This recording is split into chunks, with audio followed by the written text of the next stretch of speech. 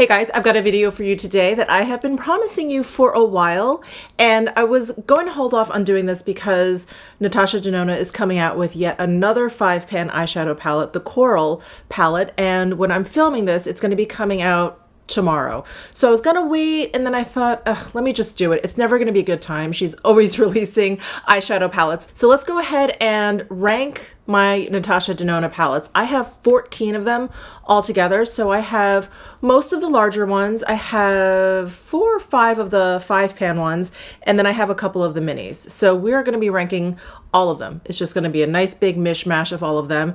And I'm just gonna go ahead and start basically from the bottom and move to my favorite. So I've done this type of video twice before. I've done a Pat McGrath one, and I've done a Tom Ford Quads one. And this idea, I believe, was originated by Kelsey Brianna J.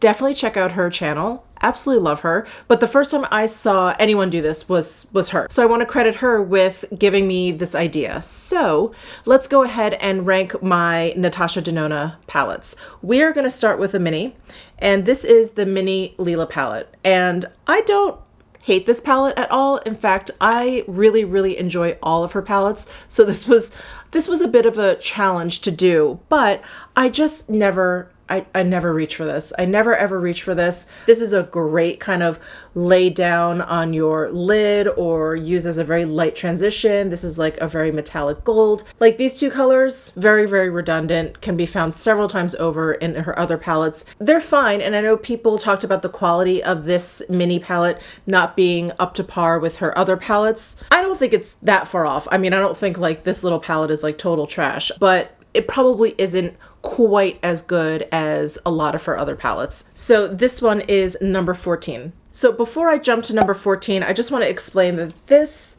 Makeup Forever magnetic palette holds 3 of my Natasha Denona 5 pans. So these are the first Natasha Denona eyeshadows I ever purchased, and I just went ahead and like depotted them, not knowing anything about it. I didn't even heat up the bottom. I just kind of like pried them right out.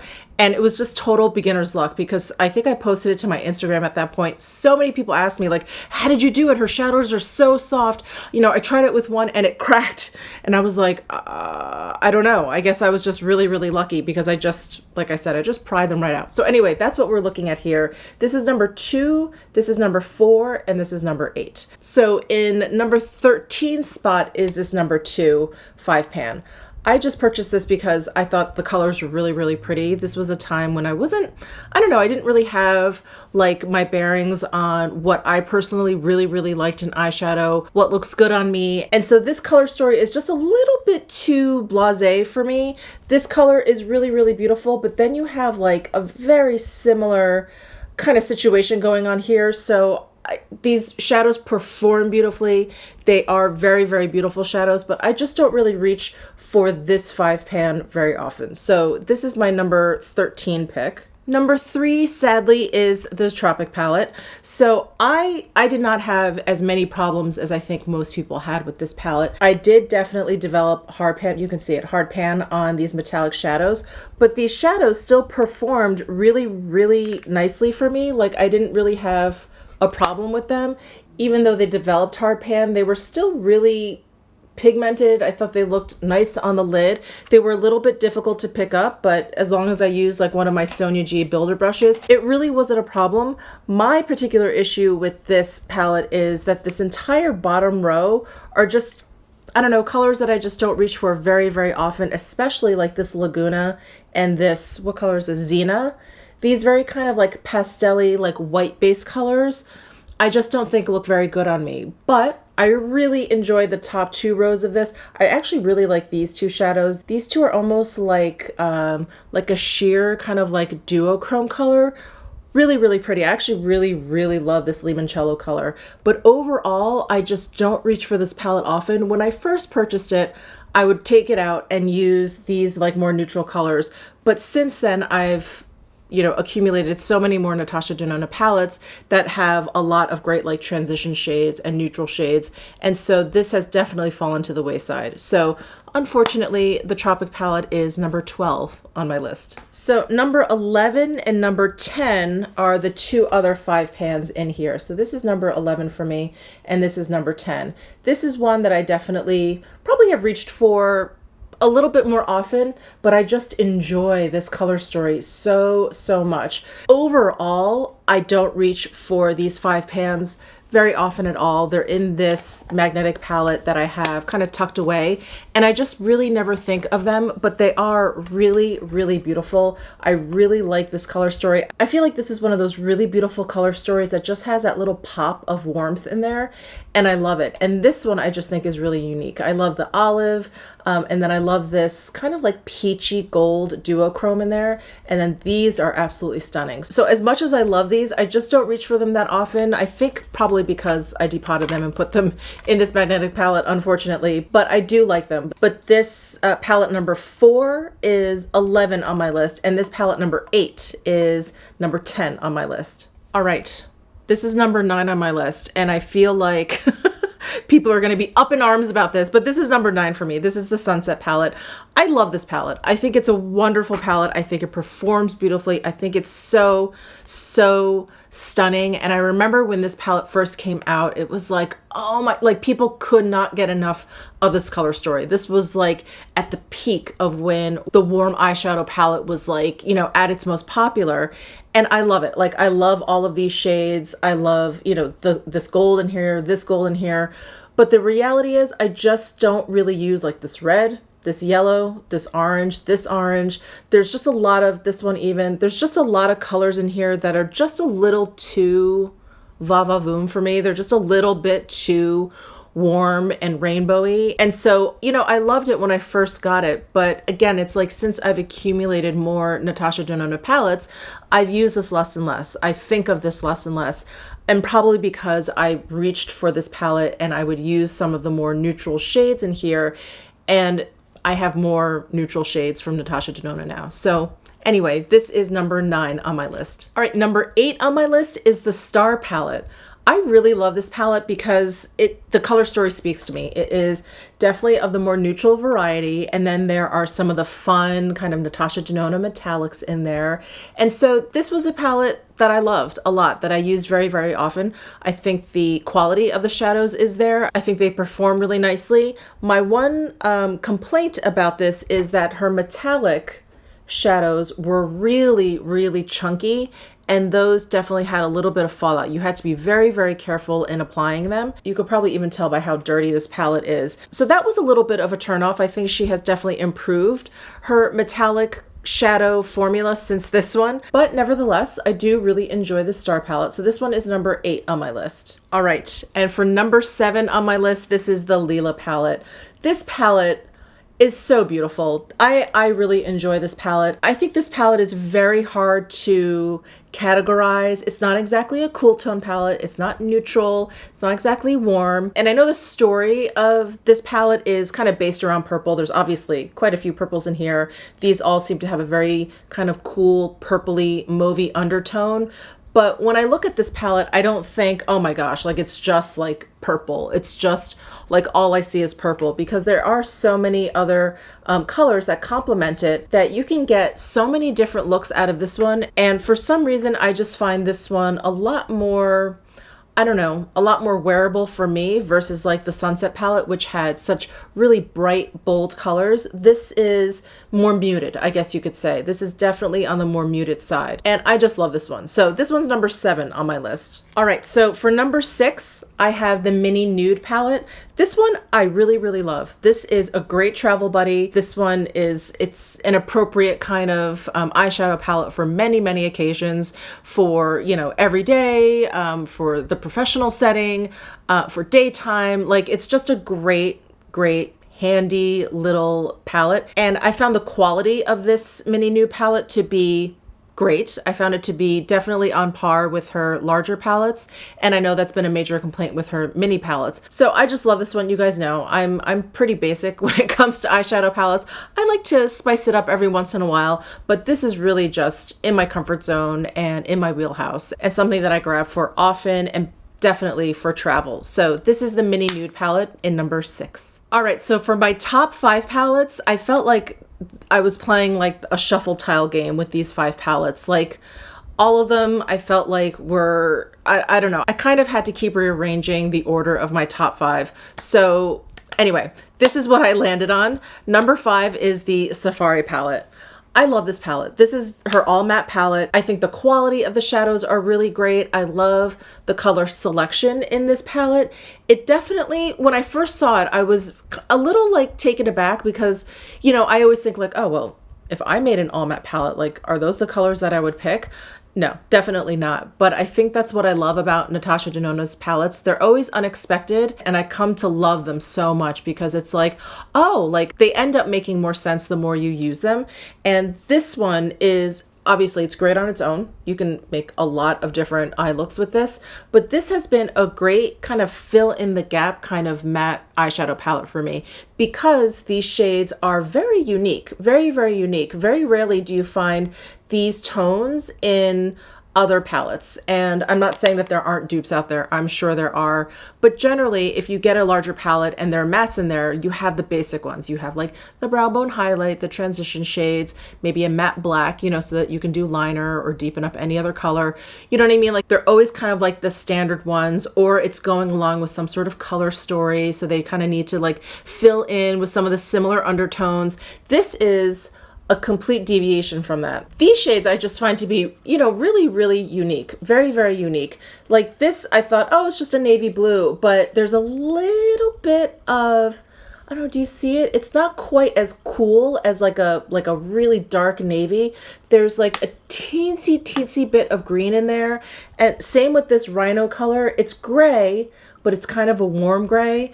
And then the stone, these are all just really, really unique to me. The undertones are a little bit different and I just really enjoy it. So this is number 5 on my list. Hey guys, editing Michelle. I'm a complete stunad and forgot to include the Sunrise palette. I lent that to a friend. So when I was going through my entire collection, I just completely spaced out and forgot about it. So I would put the Sunrise palette in right here between the Safari and the Gold palette.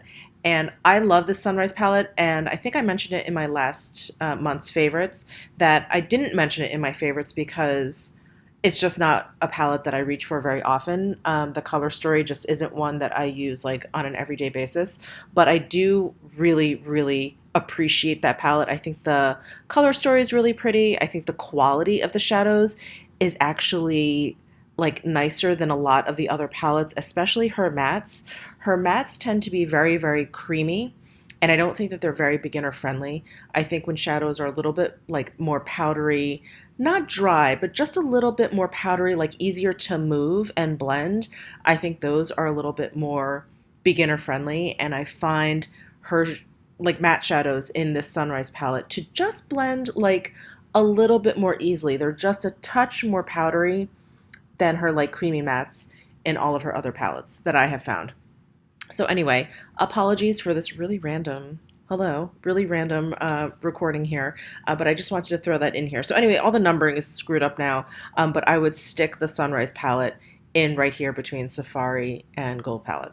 So okay, this next palette was number 1 for me for a very, very long time. And this is the Gold palette. I freaking love this palette. I love this palette so, so much. I love gold. I am a fan of gold. And I love Natasha Denona shadows. So this marriage of Natasha Denona and gold just sort of screamed my name. And I just absolutely, absolutely love it. And I think the only reason why this isn't number 1 is because this just isn't a palette that I can wear all the time. I mean, I could, of course, I could wear it all the time, but I don't. This is a very, for me, like a very kind of like evening, dramatic eye look kind of palette. And I just love it. I love this palette so, so much. I feel like whenever anyone asks me like which Natasha Denona palette they should get, This is the one that I feel like I always recommend because I'm like, it's so special. I feel like it's so, so unique and I just appreciate it so much. So like I mentioned before, this whole top 5, I feel like could be shuffled around because this could very easily be number 1. Like maybe if I were to do this video in the winter time, like around the holidays, this could have ended up number 1. I just love this one. My only complaint about this one is that I wish it was in this packaging and not this packaging. I'm not a fan of this packaging. I much prefer the hard plastic packaging. Okay, number 3 for me is the Camel palette. I love this palette. It's like a good friend. This palette is like a good friend. When I first got this, I just constantly reached for it. It just gave me a really beautiful, you know, like slightly smoky kind of eye look every time. Like it was a little bit more than just an everyday office look. Like it gave me a little bit more fever than that. And I traveled with this one a lot. I just really, really enjoy this one. This one is just a like rock solid kind of palette. And I feel like I've recommended this to a lot of people. This is the one palette I know I've recommended to friends who, you know, aren't really into makeup and they're just like, oh, Michelle, like I just want to look put together. I just need like a small eyeshadow palette and something like, you know, this is just way too crazy. And I always say, get this one. You'll love it. You can just use a couple of the shades in here just to do something really, really gentle. Or you can, you know, use the metallics, use this darker shade to do something a little bit more evening. Really versatile little 5-pan palette. And I love this one. So this is number 3 on my list, the Camel palette. All right, number 2, the Biba palette. This was number 1 for a very, very long time. I enjoy this palette a lot. It's what I have on my eyes today.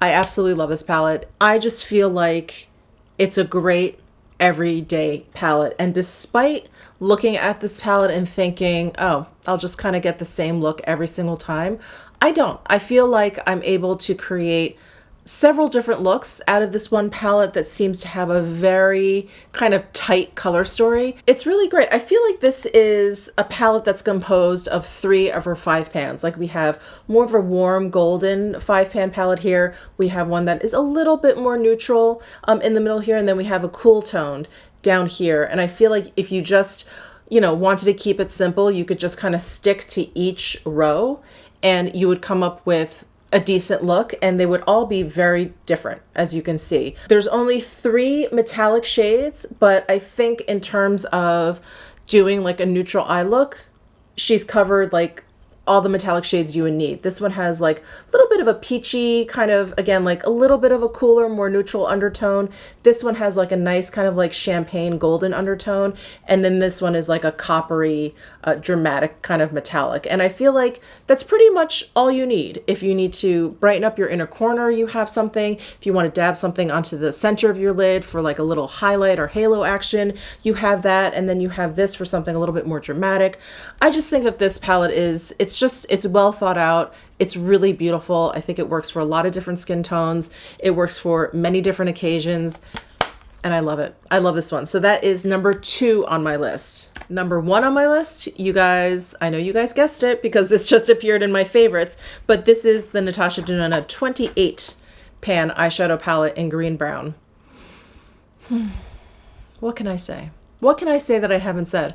It's just beautiful. It's just beautiful. And if you are a green brown lover, this is the palette for you. I happen to love greens and browns. Those are probably my 2 favorite eyeshadow shades, like greens and browns. Yeah, I would say that. Greens, browns, and golds. This has just sat on my vanity ever since I got it. And I love it. I absolutely love it. I love the quality of the shadows. I love the whole color range.